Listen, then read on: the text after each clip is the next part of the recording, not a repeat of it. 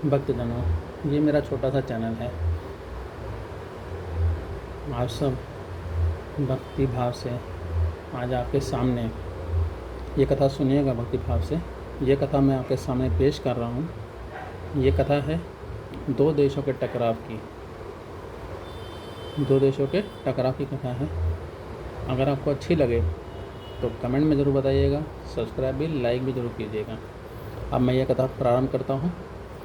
भाइयों और बहनों, सोचिए ज़रा, अगर दुनिया में सरहद की लकीरें मिट जाएं तो इंसानियत कैसी होगी। ना कोई झगड़ा होगा, ना कोई युद्ध होगा, ना लालच और झूठ की दीवार होगी, ना बेईमानी की। बस केवल प्रेम और भाईचारे का संचार होगा, एकता और खुशहाली का माहौल होगा। हर दिल में एक दूसरे के प्रति सद्भावना होगी, एक दूसरे के प्रति सद्भावना होगी। लेकिन जब यही सरहदें अहम, लालच और सत्ता की भूख से कठोर हो जाती हैं तो दुनिया खून और आंसुओं के सैलाब में बह जाती हैं। से भर जाती है या बह जाती है।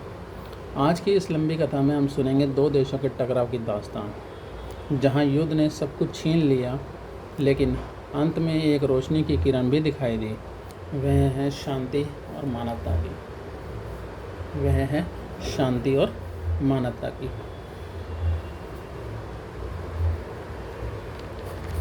ये कहानी है दो देशों के टकराव की, अभिमान में चूर नेताओं के टकराव की।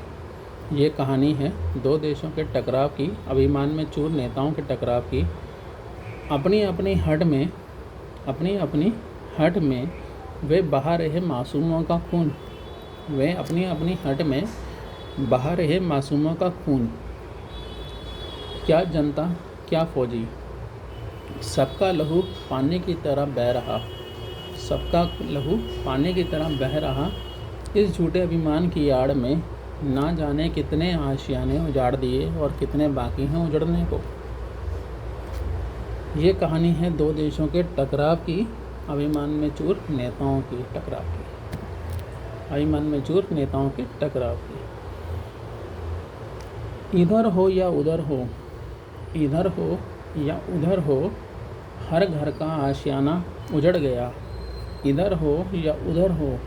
हर घर का आशियाना उजड़ गया। रोन गया अरमानों का घोंसला,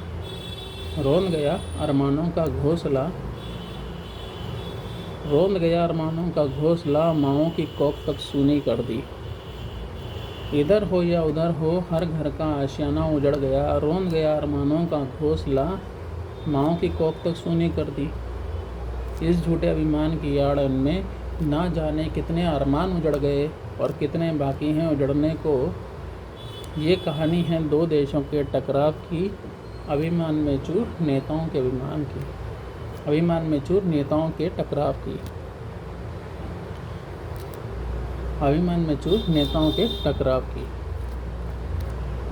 कितने बच्चे बिलख रहे हैं बिन माओं के। कितने पिता खोज रहे हैं अपने लालों को। कितने बच्चे बिलख रहे हैं बिन माओं के। कितने पिता खोज रहे हैं अपने लालों को। कितने घर के चिराग बुझ गए और कितने बाकी हैं चिराग बुझने को।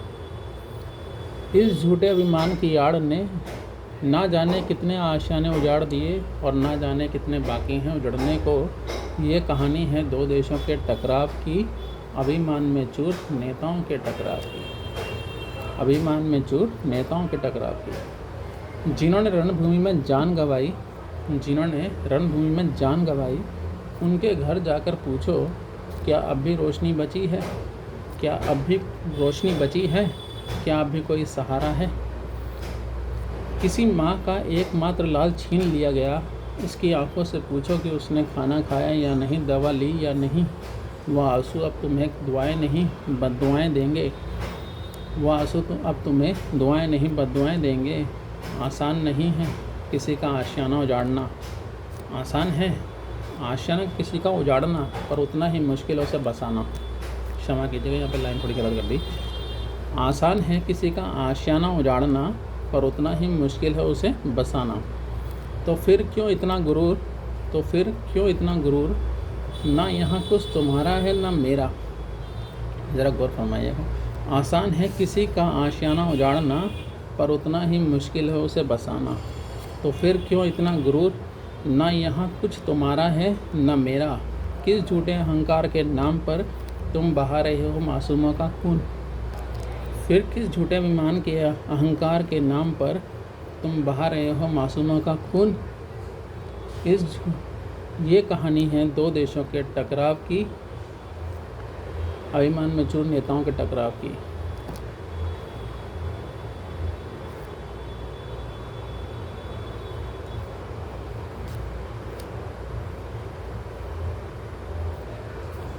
इस झूठे अभिमान की आड़ में ना जाने कितने आशियाने उजड़ गए और कितने बाकी हैं उजड़ने को। ये कहानी है दो देशों के टकराव की, अभिमान में चूर नेताओं के टकराव की।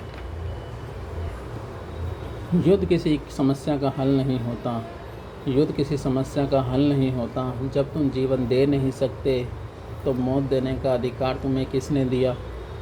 जब तुम जीवन दे नहीं सकते तो तुम्हें मौत देने का अधिकार तुम्हें किसने दिया। तो मौत देने का अधिकार तुम्हें किसने दिया। तुम खुदा नहीं, ईश्वर नहीं, भगवान नहीं। अगर सच में हो तो सांसें लौटा कर दिखाओ। अगर सच में हो तो सांसें लौटा कर दिखाओ। सिर्फ छीनना ही जानते हो, सिर्फ छीनना ही जानते हो, देना नहीं। याद रखो, जान लेना ताकत नहीं, जान बचाना सबसे बड़ी जीत है। नेता वही भगवान है जो दूसरों की पीड़ा को अपनी पीड़ा समझे, जो हर समस्या का समाधान करे, जो आशियाने आबाद करे, उजाड़े नहीं। जिसके पास नहीं है उसे रहने को दे, जिसके पास नहीं है उसे दे। अगर ये कर्म करोगे तो ही तुम्हें जग में भगवान का दर्जा मिलेगा। हर दुआ में तुम्हारा नाम लिया जाएगा, हर दुआ में तुम्हारा नाम लिया जाएगा। हर दिल में तुम्हारे नाम का दीपक जलेगा। हर कोई तुम्हारी तरह बनने की सोचेगा। तुम मिसाल बनो और हर नेता तुम्हारी तरह बनेगा। आशियाने बसाए जाते हैं, उजाड़े नहीं। आशियाने बसाए जाते हैं, उजाड़े नहीं। कोख आबाद की जाती है, उजाड़ी नहीं। इंसान बनो, हैवान नहीं। इंसान बनो, हैवान नहीं। एक माँ का आंसू पूछ रहा, उसका कसूर क्या था। बस ये छोटी सी कहानी मैंने आज आपके सामने रखी है। अगर आपको अच्छी लगे तो कृपया करके कमेंट ज़रूर कीजिएगा, लाइक ज़रूर कीजिएगा, सब्सक्राइब ज़रूर कीजिएगा। मैंने अभी प्रयास किया है, अगर कोई त्रुटि होती है बोलने में थोड़ा सा तो उसके लिए मैं क्षमा प्रार्थी हूँ। बाकी अगर आप लोगों को अच्छी लगे तो कृपया लाइक, सब्सक्राइब, कमेंट ज़रूर कीजिएगा। जय हिंद, जय भारत।